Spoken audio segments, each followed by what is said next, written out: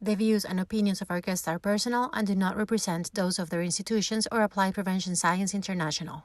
Welcome, everyone. Welcome to all our friends who are out there.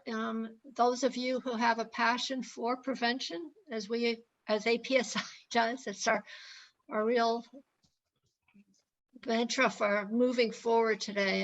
And we're really pleased today to welcome Joyce Phelps to our Prevention Talk series. As you know, these talks have highlighted a broad spectrum of prevention issues. We have discussed the culture of prevention and what has to be achieved in order to support public health prevention efforts.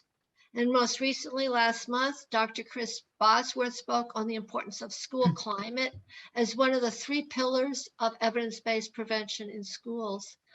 In her presentation, she described how schools can create environments that are physically, emotionally, and socially safe for students.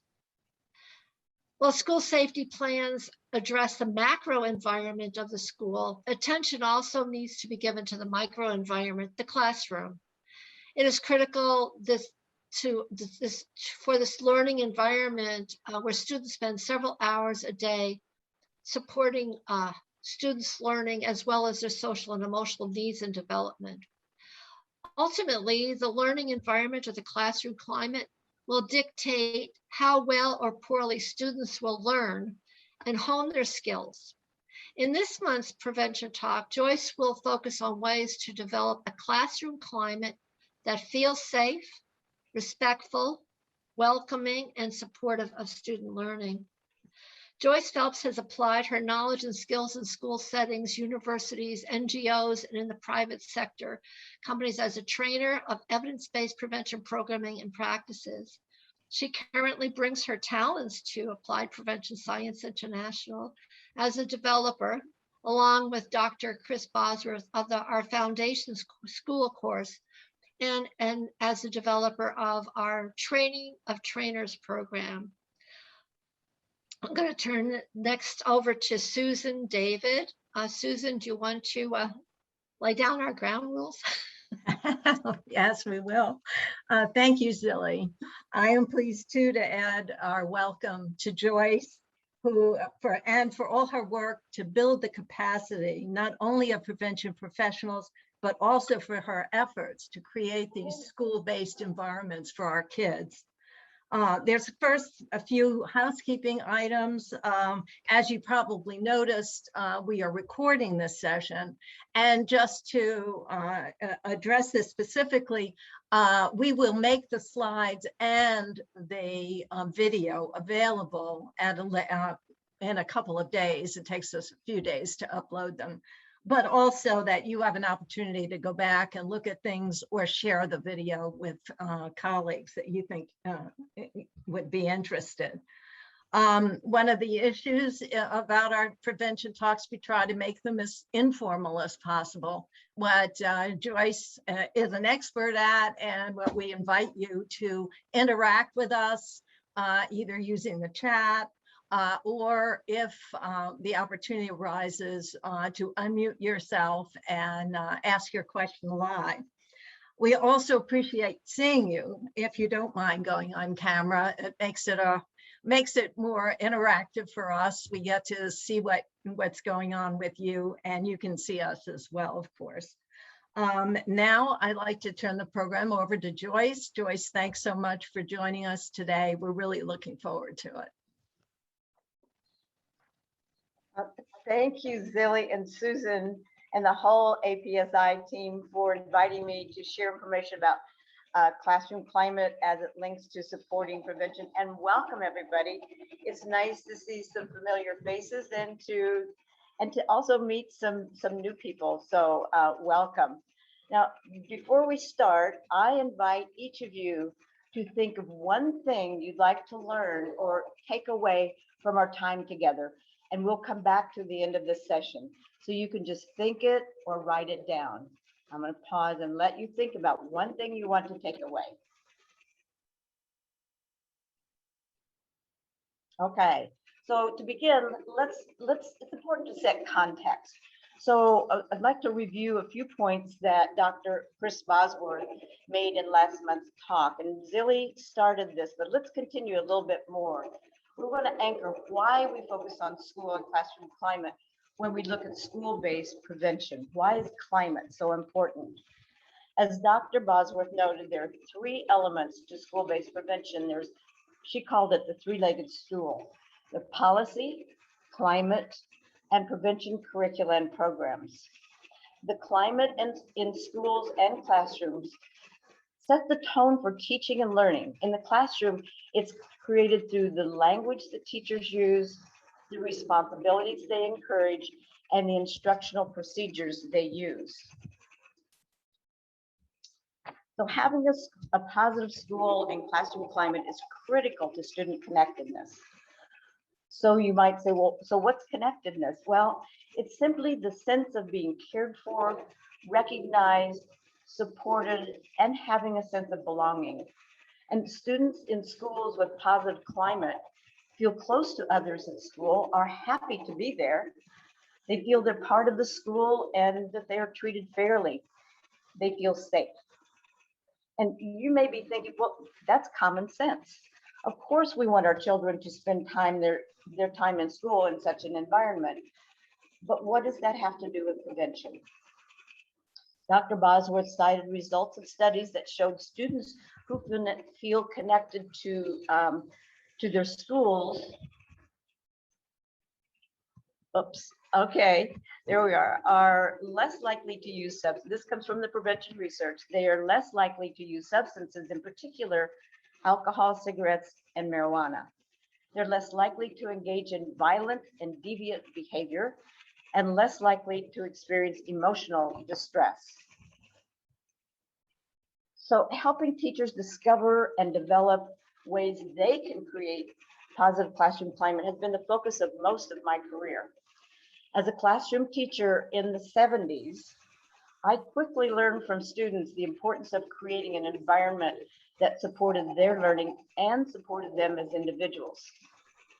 But in my education to become a teacher, I learned the importance of a well-constructed lesson plan and an orderly classroom. But positive classroom climate wasn't an area of focus. It was the students who taught me.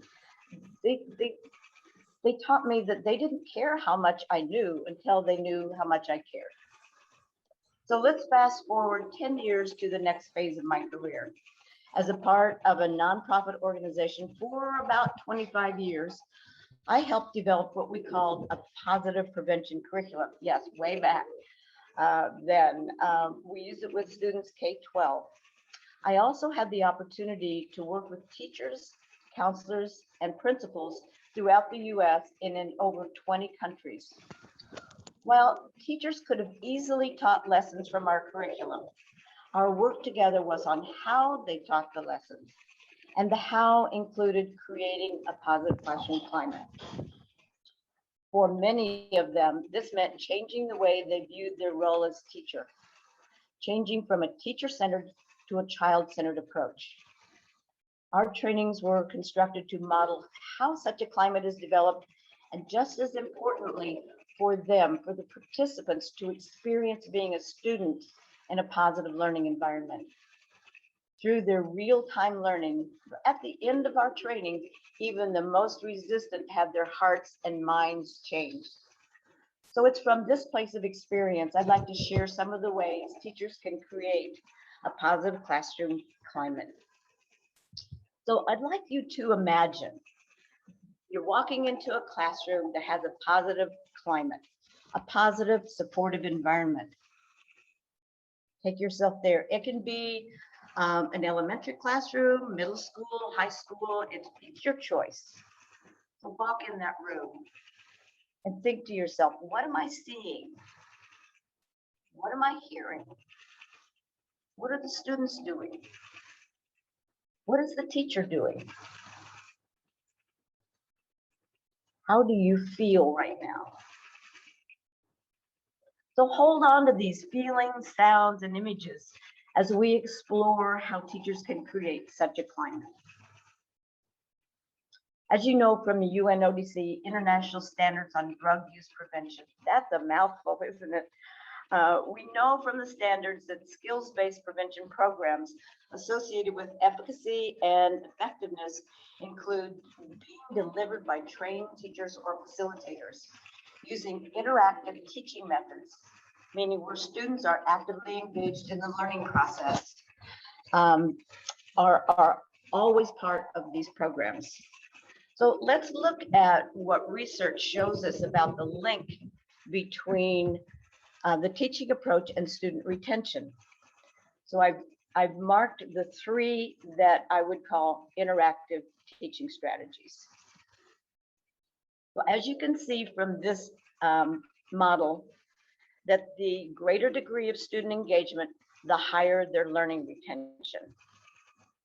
Now, these strategies help students learn personal and social skills, such as how to make decisions based on factual information, how to communicate effectively.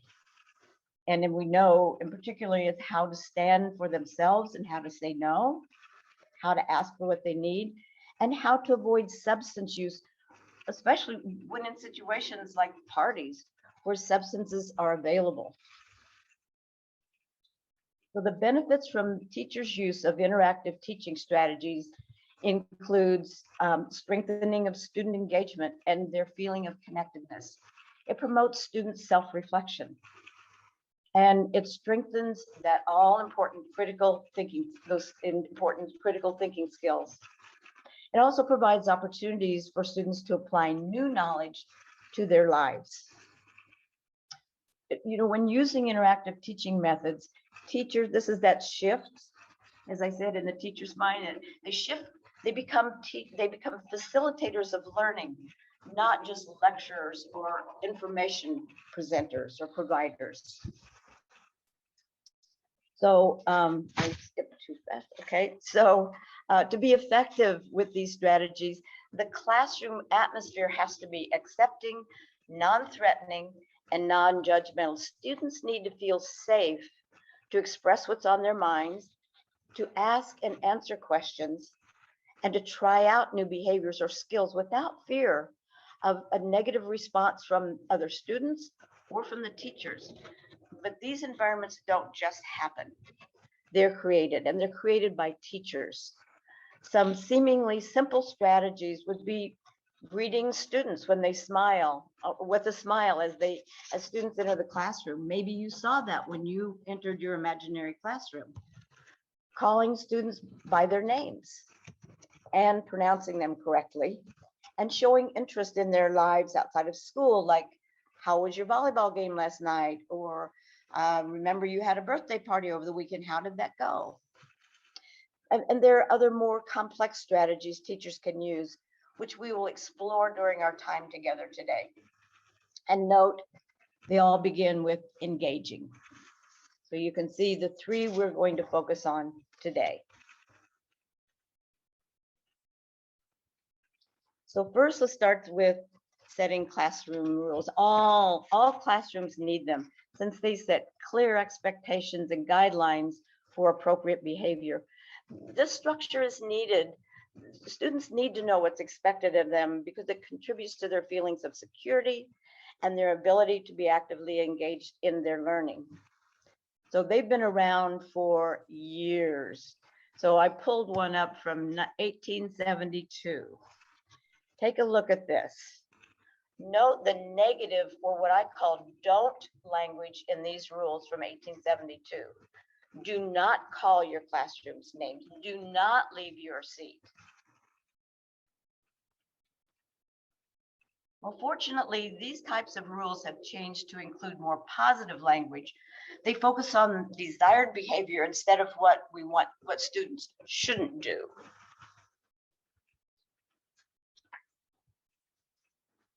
Striking difference. So as you might guess or remember from your student days, teachers usually set the rules and then share them with students. This approach certainly established teachers' expectations for student behavior, and it provides the structure that students need. But when students aren't involved in setting the rules, teachers are missing the opportunity to contribute to students' engagement or to students taking personal responsibility for their behavior. In developing a positive classroom climate, classroom rules are developed collaboratively. Students and teachers work together in identifying what they need for a positive classroom climate to be able to learn and actively participate in all the instructional activities. A model which can be used with any age group might be called gives and gains or gives to gets. In this model, students identify what they would like to get from the class, therefore the gets. Then together, teachers and students identify what they're willing to give to the class to help themselves and other students meet their gets or learning objectives. Like, I will listen, I will put my phone away, I won't interrupt, I will treat other people respectfully. It's what they need, and so they're willing to give. Of course, if anything is missing from the rules, the teachers would add their own needs and what they are willing to give. Together, they agree on the list, which now becomes the classroom rules. So setting these rules collaboratively with students is an important step in creating a positive classroom climate. But to help assure the rules don't end up on what I call the one and done shelf, you do it and you put it away on the shelf and never look at it again and check it off. Teachers need to carry through with several additional steps. They need to teach. That means giving clear instructions on what each of the rules means. What's it mean to give respect? So, and to follow that up, they would demonstrate or model each of these rules in practice. How do they look and how do they sound? And the next one, the reinforce and validate, I call this catch them doing it right and comment. For instance, Mary, that was a nice job of listening to your classmates' ideas without interrupting. And then what if someone's not following the rules? This can be done, identifying consequences can be done by the teacher or the teacher with the students, but it's the teacher who implements the consequences. It's not student to student. And then, of course, throughout the year, teachers and students need to revisit them. They need to go back and look at them. Are they still appropriate? How are we doing in following them? Are there any that need to be adjusted? And do we need any new ones? So the next point I said we would talk about is engaging students in discussion and in discussions. I'm going to open this up pretty widely here because all evidence-based prevention curricula call for teachers to lead discussions as a part of their lesson plans. When we're helping young people develop critical thinking skills, it's really important for them to have opportunities to express their opinions about the content that they're studying. They need to hear others' ideas and then follow it with discussions about differing opinions. At the same time, the purpose of a discussion could just be to discuss or to analyze an issue with no specific goal in mind, but just to increase understanding. In my experience, teachers who are untrained in how to facilitate or lead effective discussions tend to skip the discussion activities, or they'll just summarize the content. So what you learned here was, this seemed especially true as teachers met with students remotely during the height of the pandemic, and what we might call virtual school. Leading discussion over Zoom is challenging. As many of you have probably experienced this yourselves. So in response to questions about what it's like being back in the classroom, one student's reflection is pertinent to our discussion today. Let me share that with you. It was reported through the New York Times last month. And you can see I highlighted what jumped out at me. I'm enjoying the amount of engagement that I get in my classes, and we actually get to join discussions.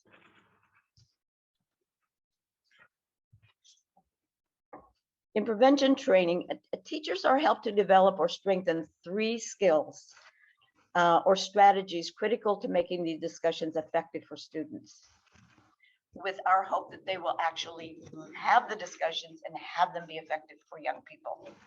The 3 skills and strategies we're going to focus on today are posing questions, giving time for young people to think, and responding with purpose. So let's take a little closer look at these strategies. First, asking questions. Back to the prevention curricula, they all include open-ended questions, which are designed to invite students' ideas, thoughts, and opinions. But due to time constraints or concern over how to manage what students have to say, teachers often change these questions to closed-ended ones. Let's see how that sounds. I would like you to participate in this with me. I'm going to ask a question closed and then open. As I ask these questions, would you pay attention to what's happening in your brain in response to the question? The first one, does advertising encourage young people to use alcohol and tobacco? Pay attention. What is your brain doing? Okay, that's a closed-ended question. Yes or no answer. And now I'm going to ask it as an open-ended question. In what ways do you think advertising encourages young people to use alcohol and tobacco? What's your brain doing? You searching? Okay. Of course, the closed-ended question leaves our brain searching for a right answer or one you think I want to hear. While the open-ended question invites thought and reflection, which encourages then the practical or the critical thinking that I was mentioning. So asking open-ended questions can stimulate deeper thought. It opens space for ideas and opinions to be shared where closed-ended questions don't. It encourages students to practice their critical thinking skills, and it heightens student engagement. You get more people involved, more students involved. Now imagine a teacher has just asked an open-ended, thought-provoking question to open a discussion, and she gets silence in response. Well, teachers and students, like many of us, tend to be uncomfortable with silence. I say we feel like we need to fill the air with talk. This can result in teachers giving limited thinking time. So think to yourselves right now, how much time do you think teachers typically give students to answer a question? How much time do you think they wait before they call on somebody else or answer it themselves? Thumbs up if you have an answer. Did anyone guess less than a second? Well, according to research on teacher questioning behaviors, typically teachers pause less than a second before they call on someone, reframe it to a closed-ended one, or answer it themselves. The strategy we teach teachers is to wait. We call it wait time or think time. And the research says students need between 5 and 15 seconds to formulate a response to a question for which they should know the answer. Like, what's 2 + 2? They would need even longer time to process their thoughts in response to a question that requires deeper thought, such as formulating an opinion. That seems like a very long time to teachers. We teach them count in your head, fiddle with your papers, walk around the room, give them time to think. By increasing this think time, research says we'll see improvement in the number of students that respond to the questions. It increases the students listening and their attentiveness to the discussion. We see improvement in their thoughtfulness and they're feeling engaged and respected because I'm giving you time to think. The third strategy we talk about, or we work with our teachers in training, is what do you say after you've asked the question and they start answering? So the use of the open-ended questions and giving students time to think sets the stage for this successful discussion. Now they take on the role of discussion facilitator to make sure the students have a chance to be heard, that they hear others' ideas and they can safely test out ideas. A great deal can be found in literature about questioning skills. This is where I found the typical time that teachers give after they ask a question. But I haven't found much written about the most effective ways for teachers to handle how to respond to student answers. So the information I'm sharing comes from my personal experience as a discussion facilitator, as a teacher, and as a trainer. So when you're holding a discussion where we're not seeking a right answer or a correct answer, it's important for students to feel their contributions are valued and are important to be shared. I've discovered, these are the hard learnings, that what I say after a student or participant responds to the question can support and expand the discussion or shut it down. My responses can encourage interaction. It can prompt students to give answers they think I want to hear, or result in just their hesitation to even be involved in the discussion. It's common that teachers give positive responses to some student answers like great idea, or they may not say anything or just call on another student. In these cases, students would interpret the teacher's responses as liking some answers and not liking or not agreeing with others. And remember, these are when we're trying to get young people to offer opinions, to come up with new ideas, to explore and expand. So when teachers give these kinds of responses, they guide students to give answers they think that the teacher wants. I call that guess what's in my head. Of course, this isn't productive to helping students think critically. Instead, so you're saying, well, so what are teachers supposed to say? Well, we encourage them just to acknowledge students' contributions, not evaluate them. In other words, they need to respond with the discussion purpose in mind. So respond with purpose, which would be to encourage student engagement and the exploration of new ideas, all in a safe environment.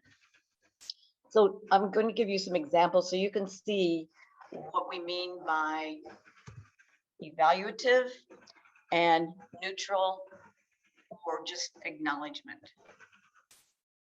So in evaluative, it's like looking for the correct answer, or it reflects the teacher's bias.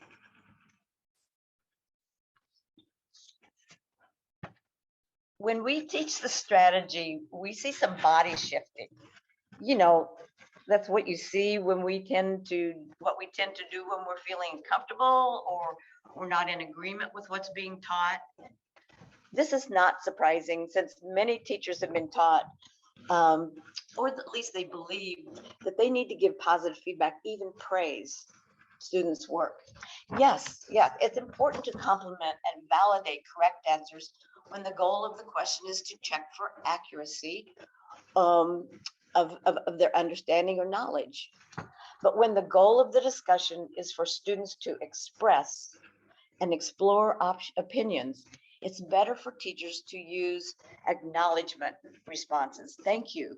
So you think and then summarize it. Who else can add to Maria's idea? Or thank you for sharing your ideas. Are you doing this wiggle like, oh, I don't know about that. Okay, the last strategy I'd like to, the last strategy I'd like to share with you today is engaging young people in small group work. Again, evidence-based prevention curricula include having young people work in small groups, and especially to apply new information. And the benefits of doing this they show increases in learning and retaining the material taught. It ranges from that to improvement in personal skills like communication, problem solving, and cooperative behavior. But despite the numerous benefits of small group work, Some teachers, many teachers, have concern about using small groups as an instructional strategy. So as a result, guess what? They skip them. They leave them out of their lesson plans, may turn them into a lecture. So let's take a look at the benefits and concerns teachers have about using small group work in the classroom.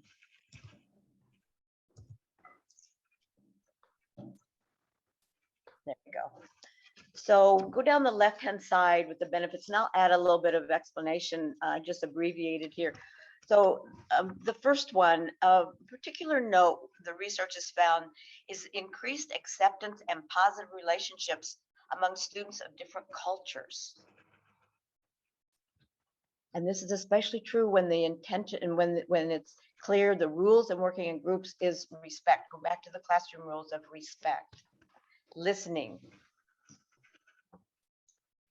Students in small group work have the opportunity to share and discuss opinions and about the content with one another. And students who do small group work generally learn more of the material and retain their knowledge longer than students who don't participate in such groups. And by having an opportunity to discuss content and practice skills within their small group, students have acted on and with the material, therefore finding their own personal meaning. So it increases ownership of new knowledge and skills.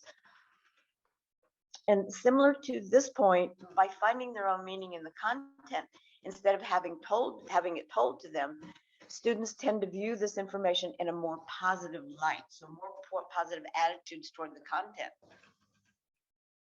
This is hard for some teachers to hear because they like to be the sage on some, as I was in the beginning of my teaching years, be the sage on the stage. And now they see where young people generate this information, share it with one another. They have more positive attitudes and own that content. And the stimulate creativity. When students are given the task of identifying a solution to a problem, the ability to discuss ideas with a few peers opens the door to creativity. In these kinds of discussions, students are also able to hear how their peers may think differently about solutions.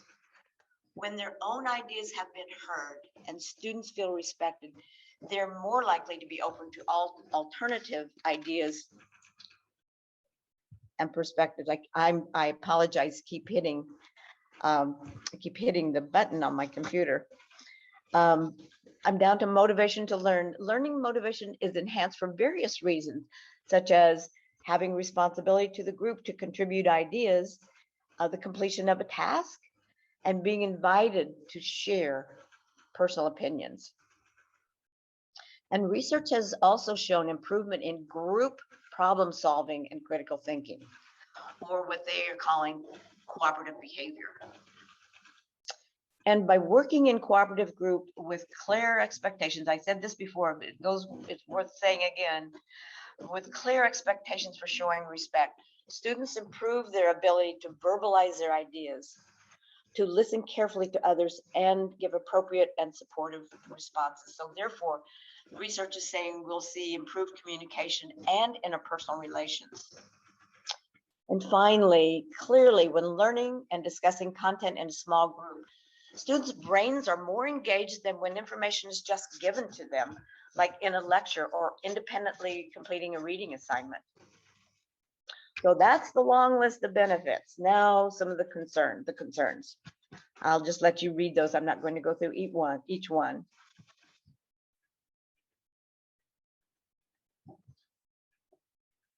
Now, as you can see, teachers' concerns about or even resistance to using small group activities are largely management in nature. For this reason, training for teachers in using prevention curricula tends to and needs to include how to plan and organize small group work. So what does that mean? Well, for example, how do you form groups? Are they teacher assigned, or do you let students pick their own groups? Pros and cons for each. We help them understand when to use which. Giving clear directions for what the group is expected to accomplish and how much time it takes. The groups need to know what's expected of them. When the groups are working, teachers are teaching, helping students learn how to take on group roles like leader, encourager, recorder, reporter. So they practice these before actually going in and doing the small group work. Managing time, as you can imagine, that's the teacher's concern. They need to think clearly about how much time to get into groups, how much work time, how much reporting time, so they don't feel rushed. And monitoring group work, the group work process, teachers need to learn how to intervene with help or course correction. This is not a time to go sit at the desk and grade papers. They're still actively involved. Yes, it's a lot of preparation work for teachers, but the results are worth it as we go back and look at the benefits again. So as I noted at the beginning of today's session, my intent was to share information about ways teachers can create a positive school climate in their classrooms with a focus on heightening student engagement. At the same time, it's possible you may be taking away some nuggets you can use in your own work with groups. Any thumbs up on that one?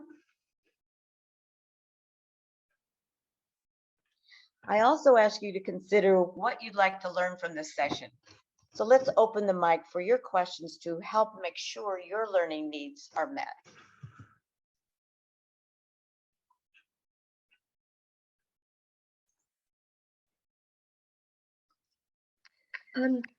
Joyce, we have a question in the chat from Paul Meeker. Is there data around differentiating needs or differential needs for different grades and ages for small group work?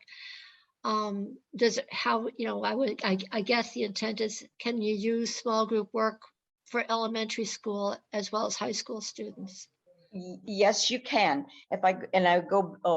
I'm not on mute. Okay. And I go back to the planning and organizing. Yes. The level the level of independence is important. Young people can learn to use those rules if they practice the group roles of leader and encourager is one who you teach them to. Mary hasn't talked, or Freddie or Juan Carlos hasn't talked, and encourager, you're the one who needs to call them out. So yes, small group work. Look at, there's one. Okay, Grigor, I see your son is there. So yes, small group work can be used at all grades, but it has to be organized and planned appropriate to the age group. Did that help answer that question?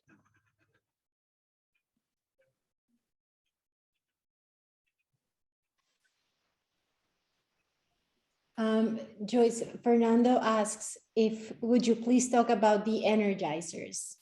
Oh, Fernando, of course I would talk about energizers.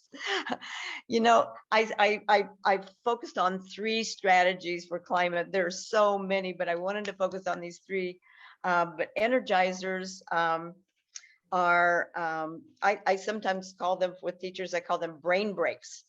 They're activities for different purposes, and the teacher needs to keep the purpose in mind when they're leading an energizer. An energizer could be one to, as it says, energizers, get up, move around. It could be to teach something like cooperation. So if you're doing throw a soft ball in order and making sure the group is successful, it could be in the beginning helping people learn names. The key about energizers, and I've seen them done incorrectly, their teachers might use them as a game. They are learning opportunities for kids, and so therefore the beginning is clear about why we're doing this. They're clearly structured, and at the end, this is key point that is often missed with teachers. Instead of, okay, we're finished now, go back to your seats and take out your math books. It's important to engage the students in discussion about What did we learn? What did you learn from this? How did we work together as a group? What did it take to be successful in throwing the ball around the circle? So they're wonderful teaching opportunities. And of course, they could just be used to change the energy. If you feel in the afternoon, the energy level is going down. I taught elementary, I taught middle school. And in the afternoons, it can be like, and maybe it's just for me, I needed the energy break.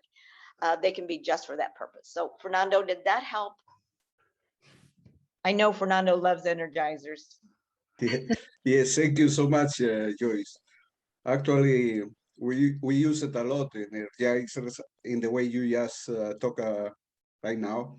Okay. And also we found that the energizer responds to the multiple ways of thinking or multiple intelligences of the kids. Yes. So that's a very useful tool that I would, I wanted to listen about that. Thank you so much. You're welcome. Good to hear your voice, Fernando.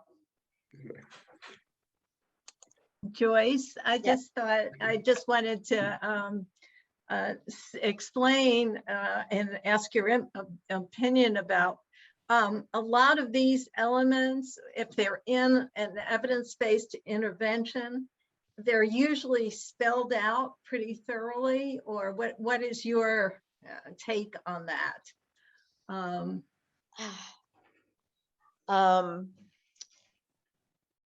Yes and no, Susan. I think at times it will say lead, for instance, the leading the discussion. It will be lead a discussion about, and they may, and these curricula may give the open-ended questions. But the strategies like how do you respond when students start giving you answers, that's not a part of, from what I've seen in prevention curricula. The open-ended questions are there, and they're usually very well formed. But again, if teachers are concerned or they have time constraints, they will change that open-ended question to, what do you think are the reasons blank? They'll say, is blank a reason? Is blank a reason? They'll change it to closed-ended to constrain the time, or if they're concerned about having too many people talk, they haven't given enough time to the discussion.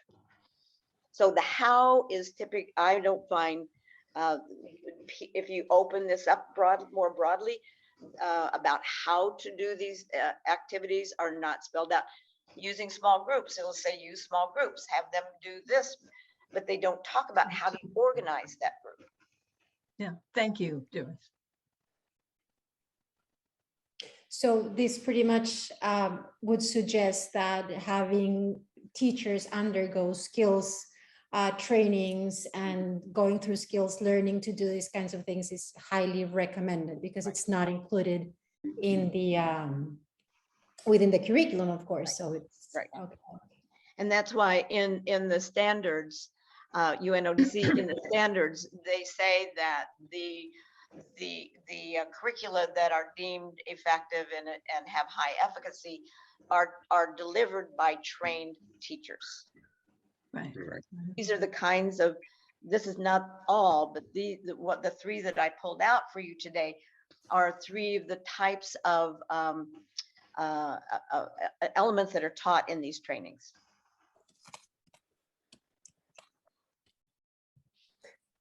Joyce, I wanted to ask you a question. I mean, I know we're talking a lot about positive school climate, but a lot of, and after been training with you for all these years, a lot of these strategies that apply to kids in elementary school, middle school, we also apply same strategies working with adults in training adults. So would you like to talk a little bit about that too? You know, that is so dear to my heart, that we try to model what we are teaching. So in our trainings, instead of telling our teachers or our participants, our prevention professionals who are in our trainings, instead of just delivering content and addressing it up here, we engage them. They have real-time experience in being in such a climate. And they are seeing us as trainers model the behavior we're asking them to learn. And so then the key piece, back to always say, what did you get from that? I've learned not to just assume that they got it, but I'll say, what did you see me doing? And how did that feel to you? What was your level of engagement when I did X? So it's important to practice what you preach, I guess is the term, to just actually model it and have our participants involved in, and so they can walk away feeling what it's like to be a student in that kind of environment, to have engagement, to feel that I'm respected, to feel safe in offering my opinions, to not have it all just told to me, but to help discover it. They get it, and they get it from the inside down here up through their head, and it more likely, and they have a more favorable attitude, just like the research shows happens for our young people. That was a short question and a very long answer. Some people have said the only thing short about Joyce is her height. So I hope my extra words were helpful. Thanks, Joyce. Any other questions from our participants today?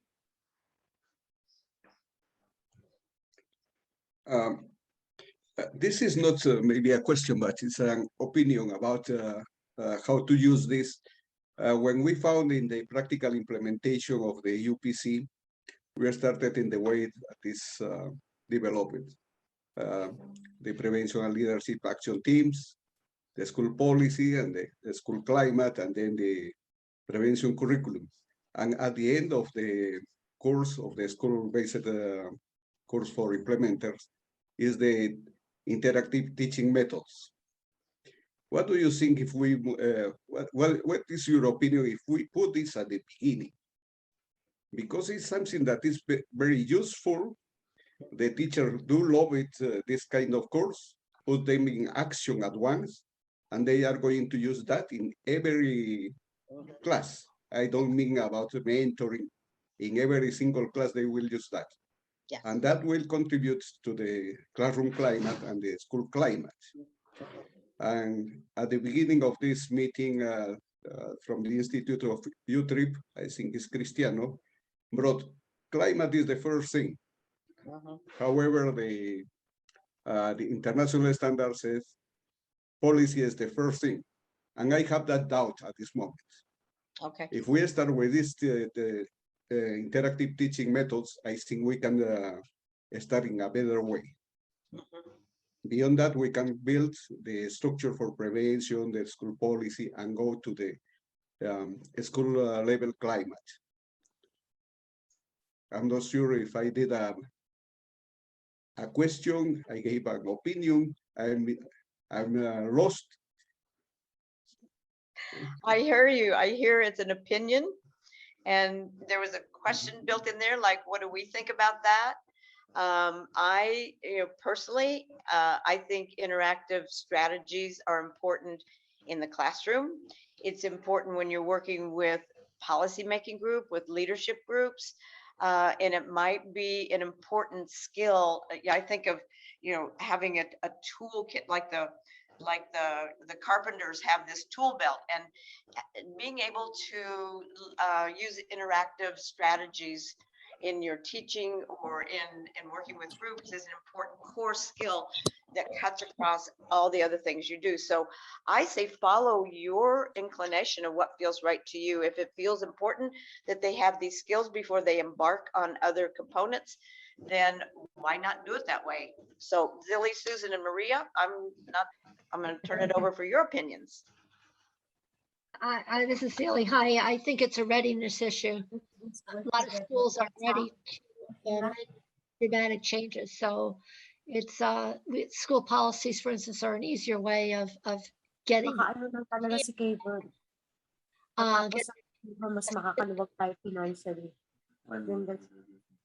it's a way of getting an issue that's pretty solid and gets people on board to begin thinking about making some changes.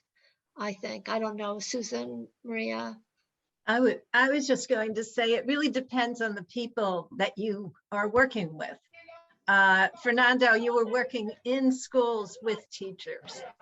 So I think it has, a lot of times we are operating at a different level with people who are helping to plan for these initiatives, and they're not in the classroom. Now, as Joyce says, the skills, of course, are helpful in almost every kind of setting. But I think as we look at it, we think these skills for the classroom, and you got to have those people in the room. Those have to be the people that are delivering the intervention so that it's meaningful for them, so that as the kids stay centered as the construct. And so from my point of view, I was thinking of interaction, literally looking at the classroom and who's there, and that teacher is critical. And if you're training teachers, then those skills are really important. But we are in our trainings, of course, we're talking about training lots of different kinds of people and professionals in prevention. So some things are just more, I mean, that's at least something that I'm thinking about as who we have in the room that we're training.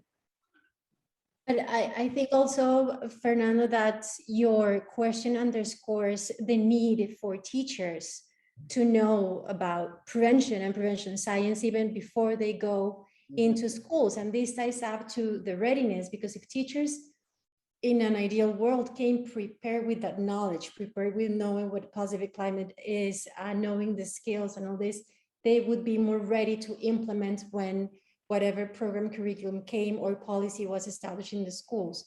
So that points mostly to that, but unfortunately, right now it's not the case, and it has to start from the top with the policy and making sure that these teachers get ready to implement the interventions, the programs. And let's not forget that when children are happy in school and they bond to school, that in itself is a prevention intervention. You don't need to necessarily have a school curriculum in place. The fact is, we know that school bonding is really important in our effort to help kids, not only for substance use, but for so many other issues. We do have another couple of comments that have happened during the discussion. One question, and I apologize for my mispronouncing your name, Benjamin Odiambo. He asks, do you have any experience working with schools where students are boarding for long periods of time?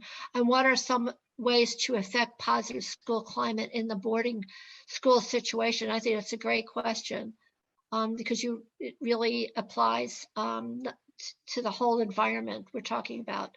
So Joyce, I don't know if you had any response to that. Benjamin, if you want to elaborate, please feel free to do so.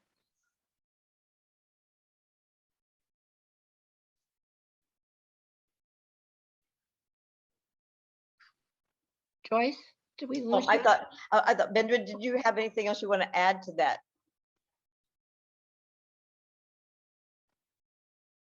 Did I wait 15 seconds? Okay. Hello, Benjamin here. Okay.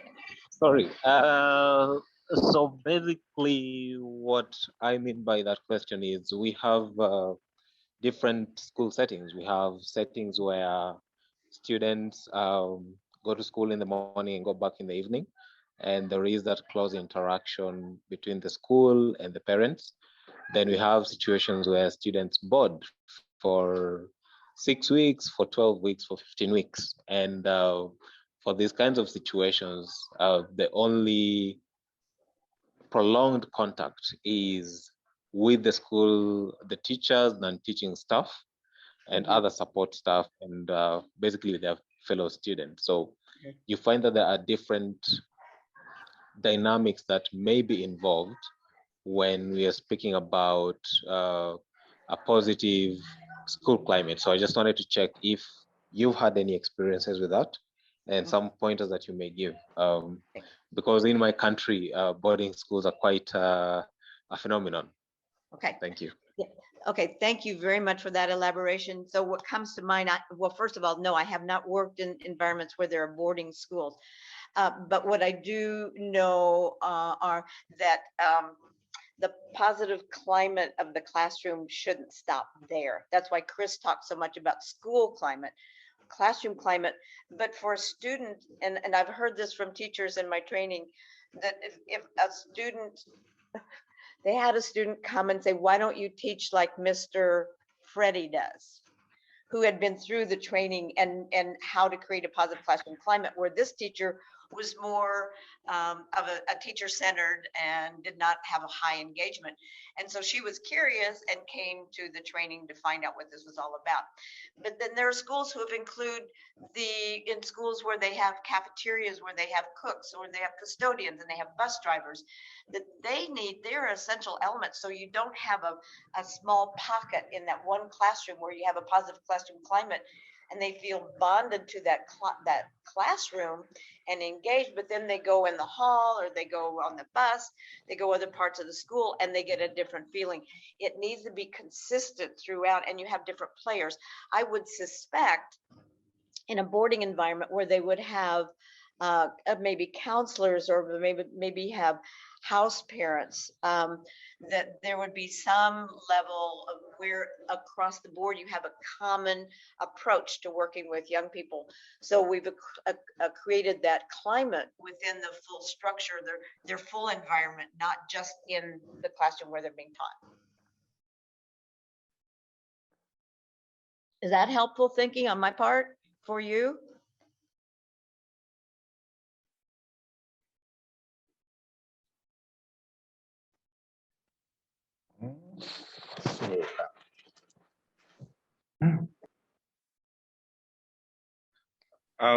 Benjamin here again. Thank you. That was quite elaborated. I think gives quite a clear picture of some of the areas that would actually need to be addressed. And I agree with you on, particularly when you mentioned the non-teaching staff, the support staff, the people handling the food, the chefs, the security personnel, where we have school counselors. I think these would be very key resources to be involved in setting that kind of climate and just having a consistency of follow-up and ensuring that students feel that they actually are in that kind of supportive environment. So thank you. Yeah, and Benjamin, what came to my mind is I'm already seeing how you could work with them, but using these same strategies with them instead of telling the security personnel, the chefs, the bus, instead of telling them, to engage them and say, this is what we're aiming for, this is how we want students to feel, and then have them come up with what are some things you could do to help create that feeling. So remember what we were talking about, small group work, when they come up with it themselves, they feel more ownership and they feel more positive about it, instead of our telling them, you need to do this, this, this, and this. What could you do? And of course, if there's some things they missed, well, how about this? So raise that question, Benjamin. Thank you. Yeah, that was an excellent question.